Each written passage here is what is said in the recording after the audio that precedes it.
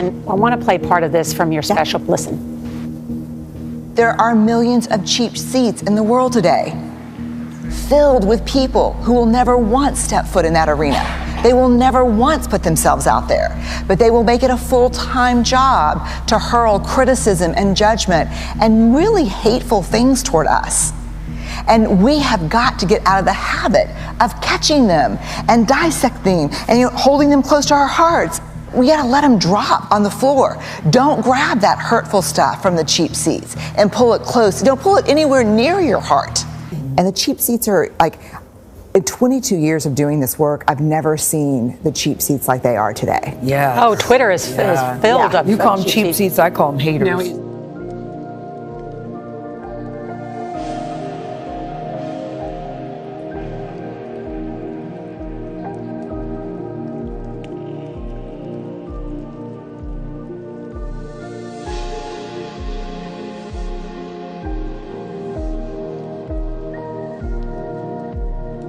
Around the world, more and more people are living alone, which is not necessarily the same as loneliness, which is so bad in the UK right now that the government has created a minister for it.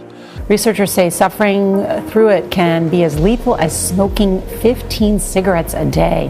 What is loneliness? How do we define that in kids? Yeah, and that's important because loneliness is really a subjective feeling, right? So you can be lonely in a crowd. Right. So it's not really about kind of having people around necessarily. It's how the individual feels themselves. Okay. Yeah. Okay. So that's a clear distinction to make. So I just think, I agree with it, this is such a huge problem. It's like solving the problem of humanity. You can't, I mean, loneliness is part of the human condition. You can't just say, well, I'm a minister and somehow loneliness will be solved. There are significant and very real health risks that are associated with this. Very much so. Loneliness now is a greater public health concern than obesity and smoking combined. People don't think of loneliness as a problem or something they think, well, I'm sad.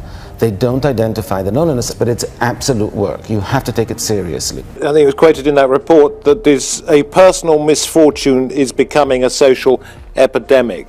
What are the consequences, do you think, of that as somebody who studies people's minds and the way they work, Jackie?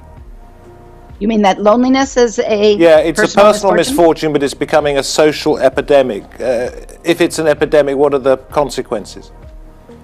Well, the consequences are more depression, more early death, premature death, more of a sense of polarization in the society that we've been seeing, especially in America, where one side can't imagine even talking to the other side.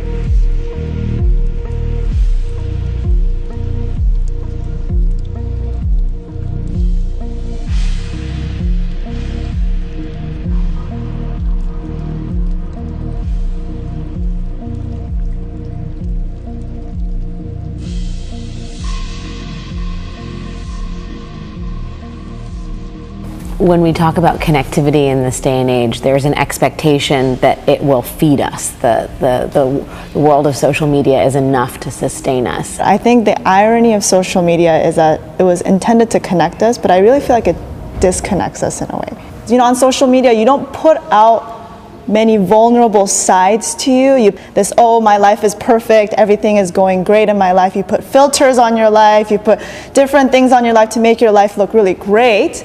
And in that process, I feel that maybe you're not totally being honest with yourself, you know, and honest with other people.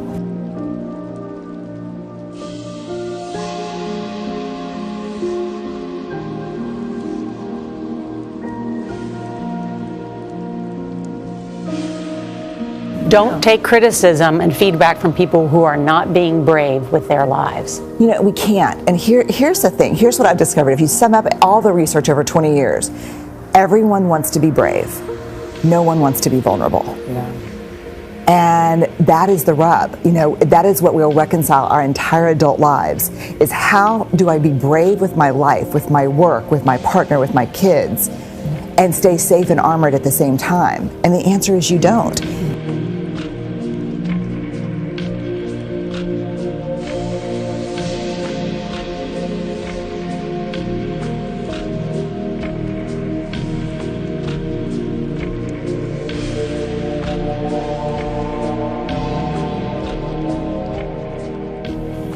opposite of belonging from the research is fitting in. That's the opposite of belonging. Fitting in is assessing and acclimating. Here's what I should say, be. Here's what I shouldn't say. Here's what I should avoid talking about. Here's what I should dress like, look like. That's fitting in.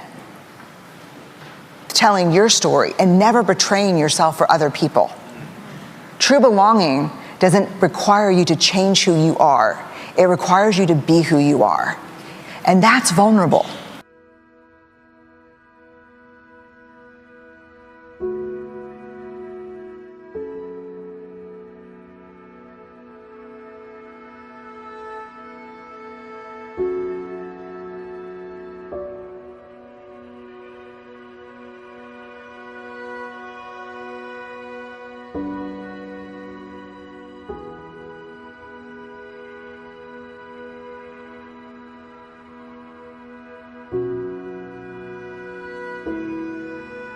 Best-selling author and social researcher. Her name is Brené Brown. She burst into public consciousness with her TED Talk in 2010. The Power of Vulnerability remains the site's 4th most popular talk.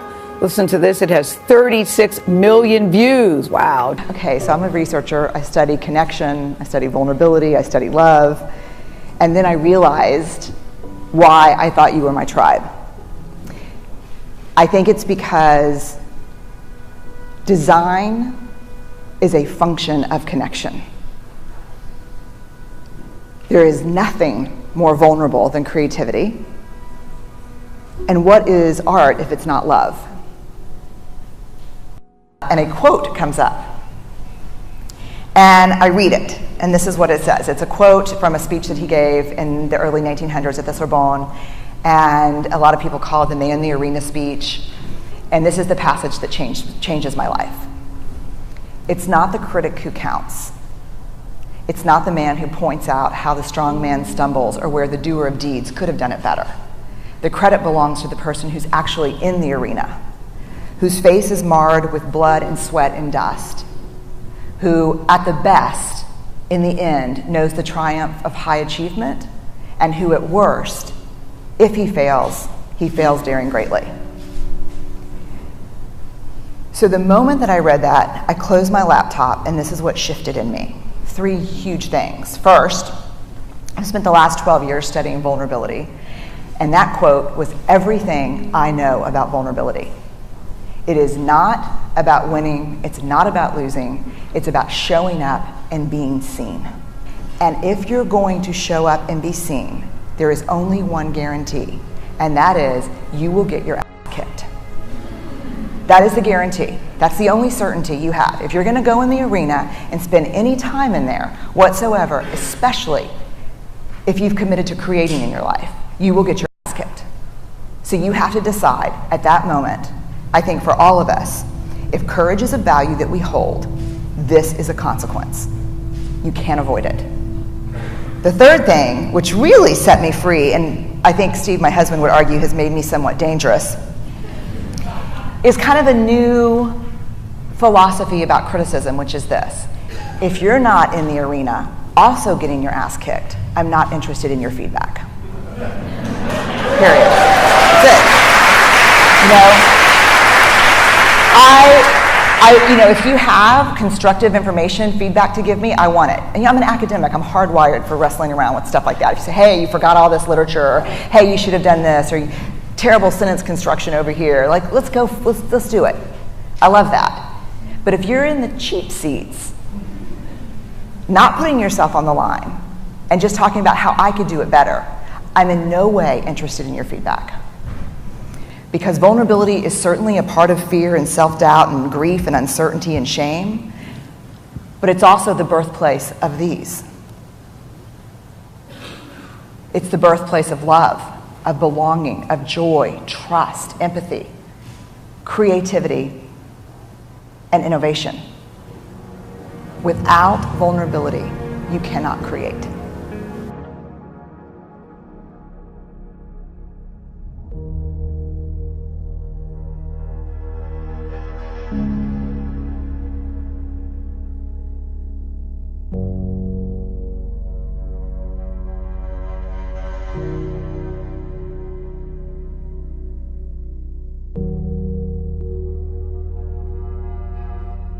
you.